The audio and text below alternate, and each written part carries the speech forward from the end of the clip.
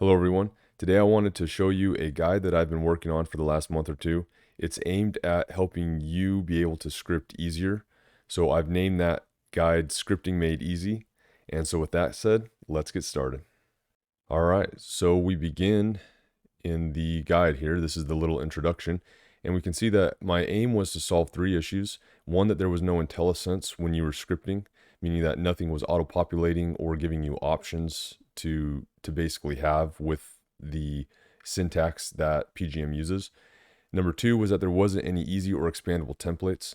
Most of the examples that you see in the Discord and forums, they're just examples, and that's it, usually of other people's games. And so it's sometimes can be hard to decipher how can I apply this into my game.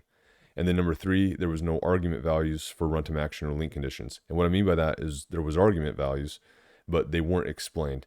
And so for example, if we go to the API, we can see that this is the command to do the move object runtime action. And then we have a list of the arguments over here on the right. But the thing is that we had the move type here, and all it says is an int. Now, coders and scripters, we know what int is, but if you're just reading the API as a beginner scripter trying to get into PGM here, you might not know what int means. And the int part is not as important itself as what are the values possible with that int, because it's not just every int. So for instance, if we scroll down to that same move object runtime action here, and I'll get into all this in a little bit, but just for now, we can go into the arguments and see here's the argument move type, and the value is 0, but we don't know what 0 means. And so what I mean by I explained the values is if you scroll down below that, you can see that the move type here now has an explanation. So it's a value of 0 through 4, and we know that that is the values that it's looking for. Matter of fact, I have a little note here that if you go outside, it won't crash, but it will null the action. Null means nothing will happen. All right. So, and then we further get what 0 means. 0 means that you're going to select set, move, and direction. 1 means you're going to select set, coordinates, and move. 2 means you're going to move to a specified object at the center.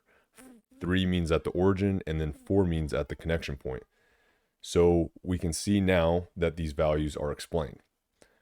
Okay, so with that said, now we can get more into this guide.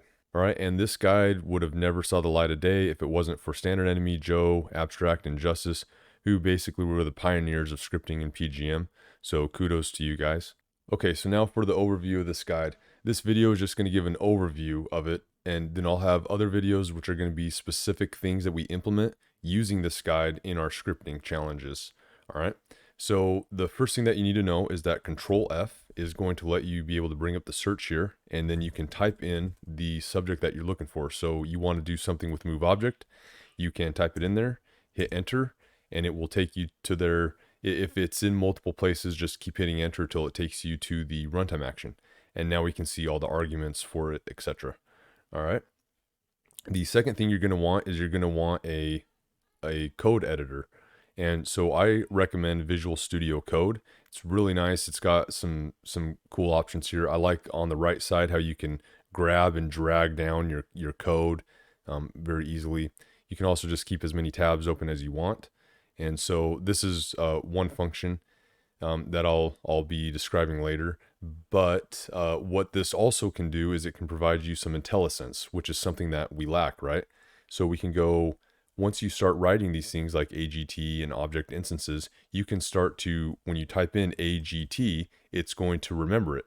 And you'll notice I didn't capitalize the A, but if I hit enter, it automatically capitalizes it. Then I can say dot, and it's going to say, hey, you have some options here because it's remembering what you're saying. And so here we go, okay, yeah, I want the object instance. So you can either click it or hit enter. Then you could say dot again, and it's going to bring up, you know, some other things that might happen. Or if it's semicolon, you can start saying instance, and then boom, there's instance ID, enter, close that out, and there's your Intellisense. I actually do not think that this is a real thing. I think I have to say get right here. But that was just an example. All right, so I strongly recommend Visual Studio Code. It's free, and Just type it in Google, you'll be able to find it. It's got this blue kind of Microsoftish icon. All right, so I'm going to open up a new one because this is where I'll be showing some of the stuff.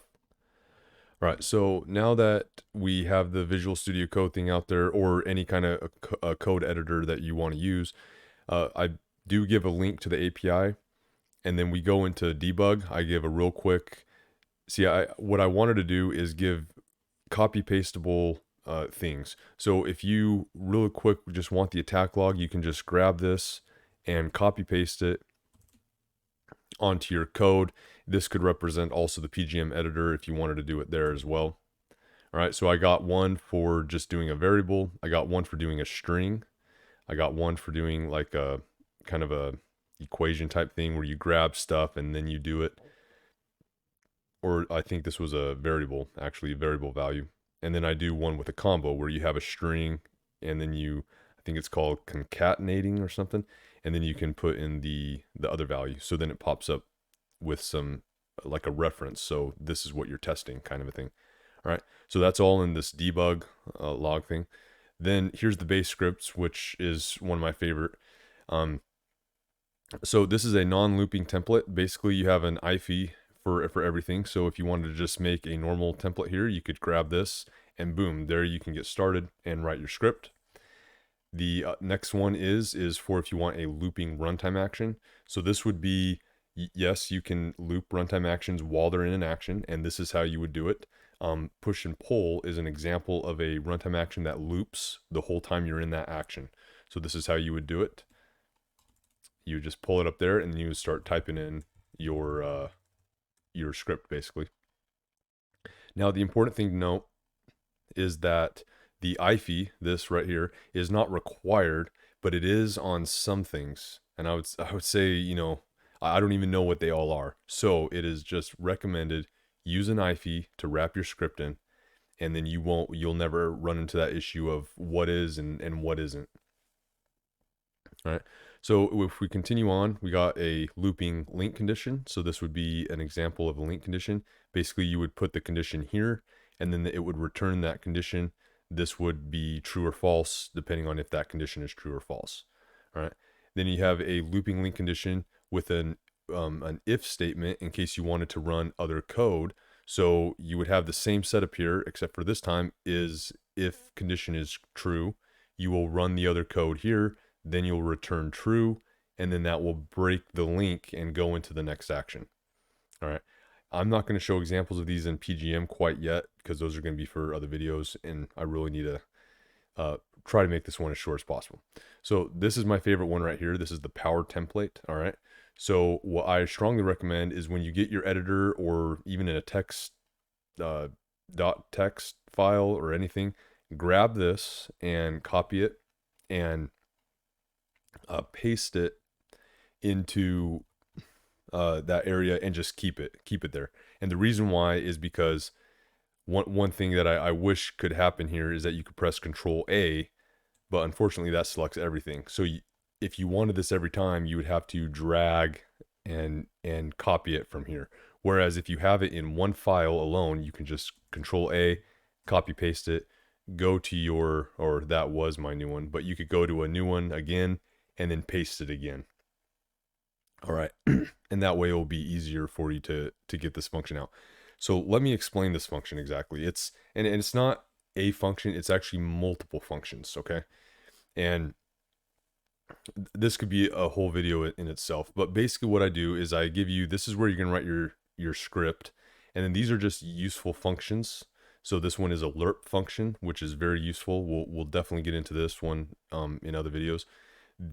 Here are instant related functions. So this one can get self. So instead of having to know what AGT is or what object instance is or get instance ID, literally you can just get started by saying var self equals, and then you can just say get self, and boom, you now have that reference of yourself. Okay, we have one for get other instance. You can get it by name or ID. It automatically detects what it is. So if you wanted another instance, you can say other instance equals get other instance, and then you can say the name is going to be enemy1. And then that is going to get you the instance for that enemy1. So now, instead of having to juggle these variables, because we've seen many styles where it's, I don't know, these variables would be multiple variables. So you'd have one variable that stores this, one variable that stores this, and then you'd have the other variable that actually stores the value. So these functions try to prevent that. Those make things more confusing to me, I feel. So when I'm writing a script, I just want to have this kind of a setup here. So boom, I grab the instance, the other instance, and now I can do whatever I want with it. That's my goal with this. So I do the same for get parent. I do the same for get attacker instance, which this is primarily I would use in a link. This will definitely be a separate video in its own. Then we have instance switch variables. So I have a get instance switch. I have a set instance switch, get instance variable, set instance variable, get common switch, set common switch. You can imagine get common variable, set common variable. All right. And I've seen ways that combine these methods. I like to be more specific in my design. So I like, even if it's another line that is a different, or even if I have to write a different function for it, which you'll never have to worry about any of these. You can literally just, these could be down at the bottom. You can never see them and it wouldn't even matter. They will still run. So, but for instance, let's just say I wanted to get the instance variable for the other instance. So now I could say var other instance, and then we'll just say HP. And it's going to say it's going to equal the, and then you can just go down here if you need, because I can't quite remember it off the top of my head. And we'll grab this, and it's just going to be get instance variable. It's going to take, and this has right here an instance. And actually we can go down here too. Let's see where it's at here. All right, so it's going to be an instance and then a name. So it needs an instance and then the name or ID of that variable.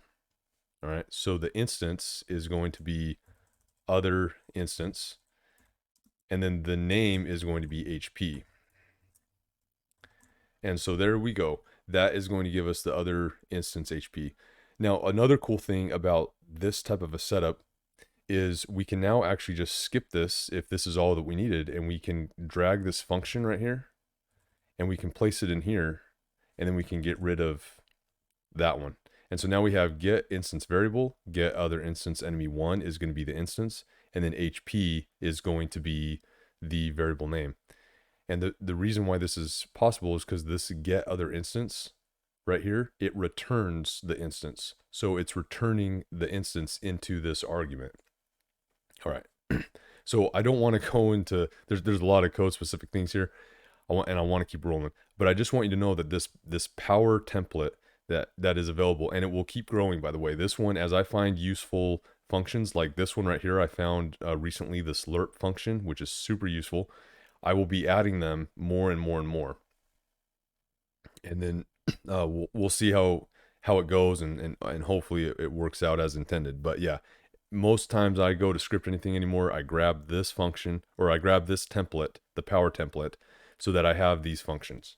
Okay, so let's get back into this. Okay, so that's the base script templates. So if you're just looking for a base template, that's it. Then I've got an argument section, which is going to basically point out that you don't have to have all the arguments. You can only have the ones that are relevant, but you have to kind of figure out which ones are relevant and which ones aren't.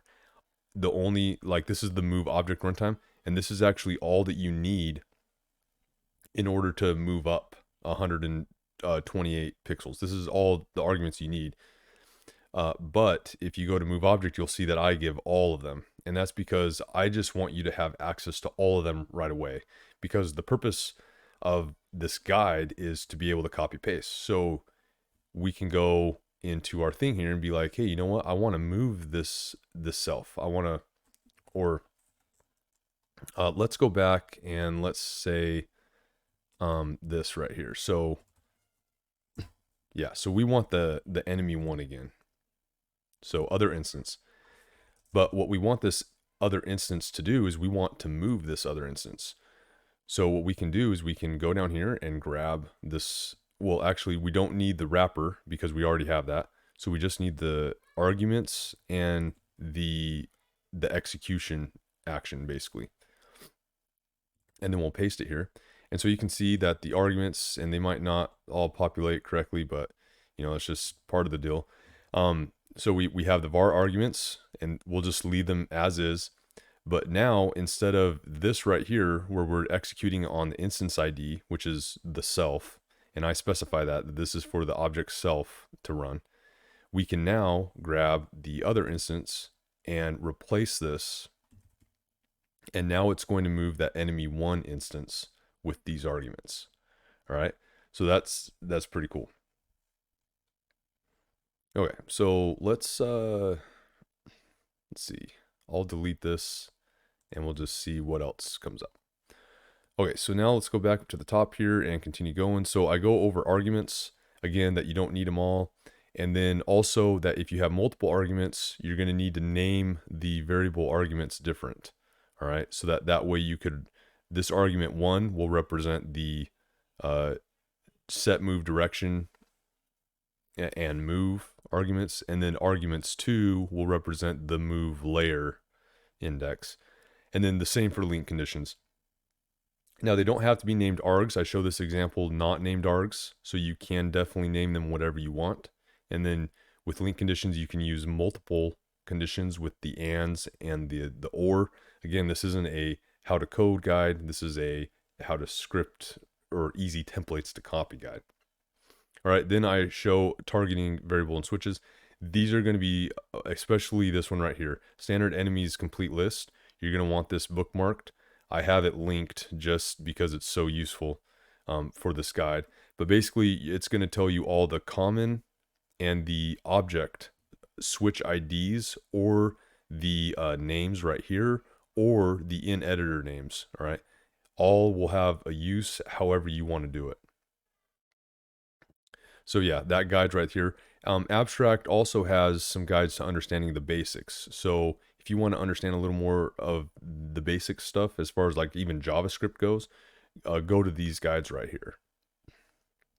All right, so this is just explaining the get, set, instance variables. I kind of showed you an example of that in the editor there. All right, so targeting other instance, I showed you that example. This is included in the power function right here. I show an example with the function right here. And then I show an example without the function. So if you didn't want the function, this is all that you would need to get it by name, basically. All right. And what I say is when I use the name, I'm meaning what you name it in this scene instance right here, not what the object's name is. So that's very important. We're getting the instance. When you do anything with, it's with the instance, not an object, because an object can be a blanket for multiple instances, if that makes sense. All right. Then I show an example of targeting the parent. I show an example with no function, and then an example with the function, and then an example with a link condition, because those two are as runtime actions. And then here is one of the attacker instance. And I hope to have a video fully showing this one. It's a little more confusing, so I want to definitely spend more time into this. This video is already getting a little long. Then this is the other important thing to note, is the show editor log.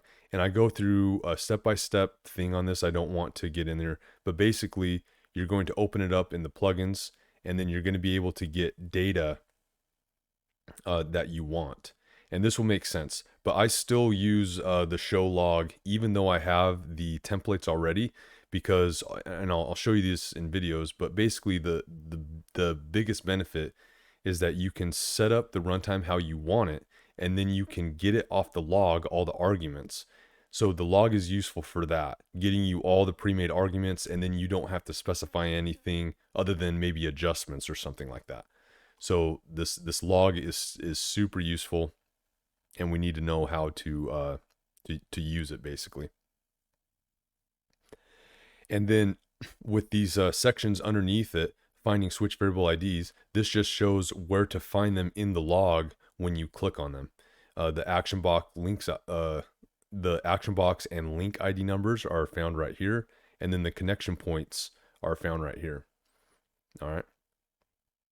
And so, real quickly with the runtime action templates and the link condition templates, I basically have a copy pastable script template at the top, which is the one that's like right here. I have an explanation of the arguments and the values, and then I go over, and then I do put an image of the API. So down here you can see I do put an image of the API that you would find. All right, and so I think with that, I've already showed you what these do. These basically show you the arguments right here, and then it does the instance self, and then it executes that runtime action with those arguments. All right, if we go down to a link condition, we can see that it's the same thing. You have your arguments. Then with link conditions, it depends on how you want to do it, but it is nice to have. I like having the option of running code. So I gave the default template to be the one where you could run code if you wanted to before it takes you out of the link. And so to do that, you need to run, well, I like to save it in a condition, the object self here, and then you go condition. If it's true, it goes here. Otherwise, it's always going to return false. But then you can have code in between here. All right, and they're set up the same way where you can just go like this, copy, paste, drag.